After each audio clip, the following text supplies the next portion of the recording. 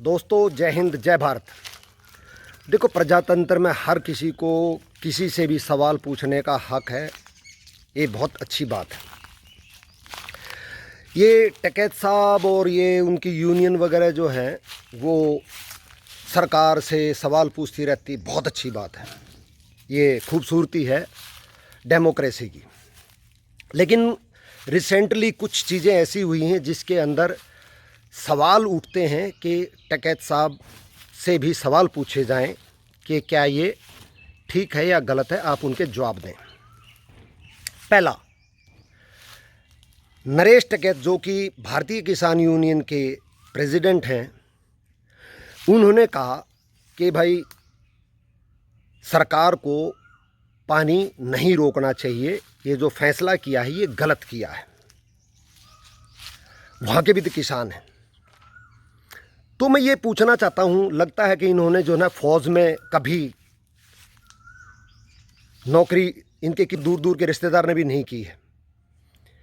क्योंकि ये फ़ौज का जब लड़ाई होती है तो सबसे पहला काम होता है, जो लड़ाई की तैयारी करते हैं, जो स्ट्रेटजी बनाते हैं कि दुश्मन की सेना की रसद को कैसे काटा जाए। और रसद में खाना और पानी सबसे अहम होता है। वरना फौजी तो आपने देखा होगा बॉर्डर के ऊपर हाथों से भी लड़ लेते हैं। अगर लेकिन पेट में खाना और पानी नहीं है तो फिर चाहे बोफोर्स तोप और चाहे रफ़ाल भी खड़े रहें, कुछ नहीं हो सकता। तो जो मोदी सरकार ने एक मास्टर स्ट्रोक किया था कि पाकिस्तान का पानी रोक दिया जाए, और पानी ये तकरीबन सारा पंजाब में जाएगा। पंजाब ही वहाँ, जैसे यहाँ पे पंजाब हरियाणा ये एरिया है जो कि सबसे ज़्यादा अनाज सेंट्रल जो हमारे स्टोरेज उसमें देता है, वैसे ही पाकिस्तान के अंदर पंजाब का स्टेट है जिसके अंदर सबसे ज़्यादा अनाज वहाँ की फ़ौज को दिया जाता है। अगर हम उसके पानी को काट देते हैं तो वहाँ के फसलें नहीं हो पाएंगी, जिसके कारण से वहाँ की सेना को रसद नहीं मिल पाए, खाना पानी नहीं मिल पाएगा। तो क्या नरेश टिकैत जी ने ये कह के कि वहाँ के किसानों का पानी नहीं रोकना चाहिए, गलत किया या ठीक किया? मेरे हिसाब से आप दुश्मन के साथ खड़े हैं। दूसरी बात, राकेश टिकैत जी ने 2 दिन पहले एक वीडियो जारी की कि पहलगांव पे जो अटैक किया गया है वो किसने करवाया, उसकी जांच होनी चाहिए। वो उसी ने करवाया है जो हिंदू मुस्लिम कर रहा है। बड़े ही जो सातिर तरीके से ये बातें करते हैं, सब जानते हैं इसके। डायरेक्टली वो इंडिकेट कर रहा है कि भारत की सरकार ने, बीजेपी की सरकार ने ये हादसा करवाया है।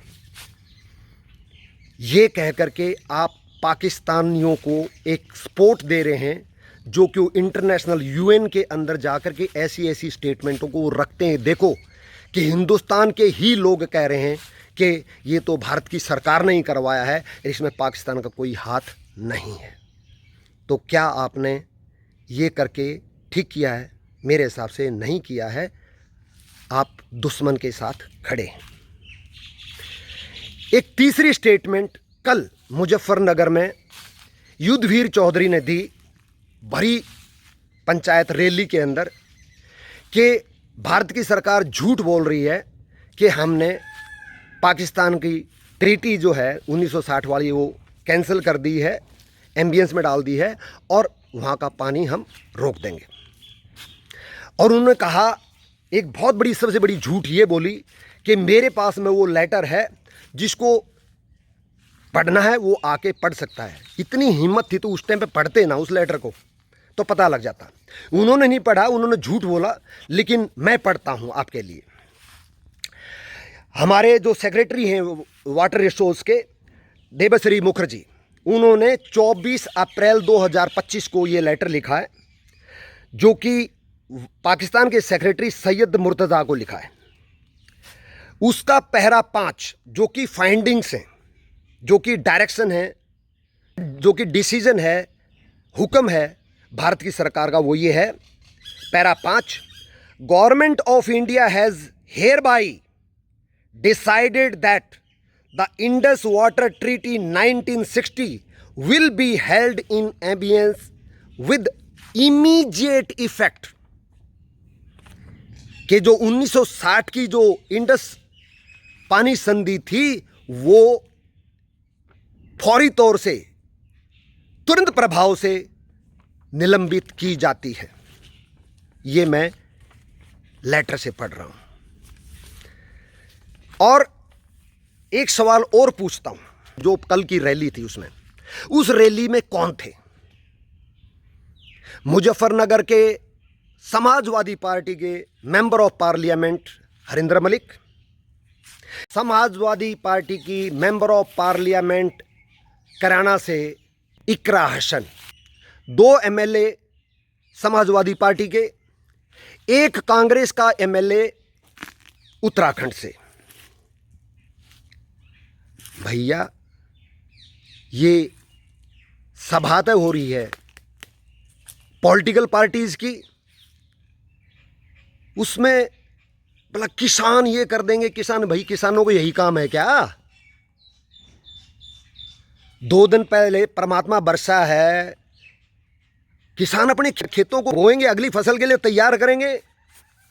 तुम खड़े पाकिस्तान के साथ में, और तुम्हारी काल से हिंदुस्तान के किसान तुम्हारे साथ खड़े हो जाएं। काट की हंडी बार बार नहीं चढ़ती। इतना बेवकूफ मत समझो किसानों को, किसान सब समझते हैं। मेरी एक सवाल है आपसे, जो ये आप सरकार के विरोध में जो काम कर रहे हैं,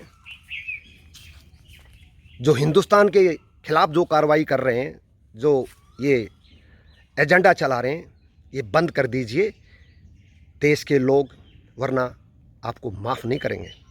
देश तो माफ़ करेगा ही नहीं। एक और सवाल, टेरर 2 तरह के होते हैं।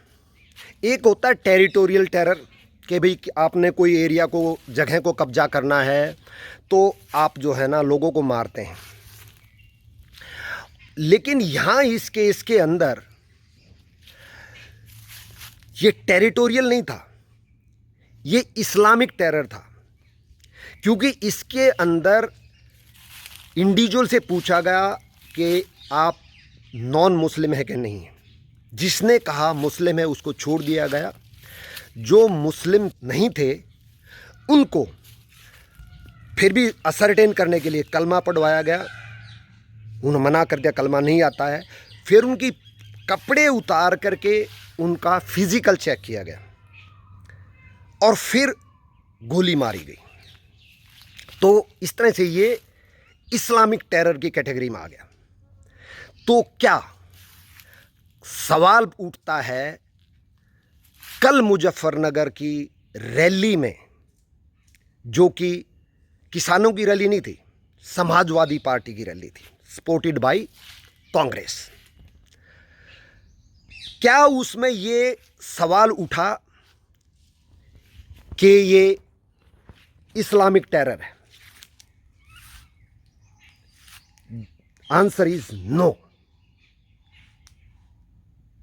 जय हिंद, जय भारत।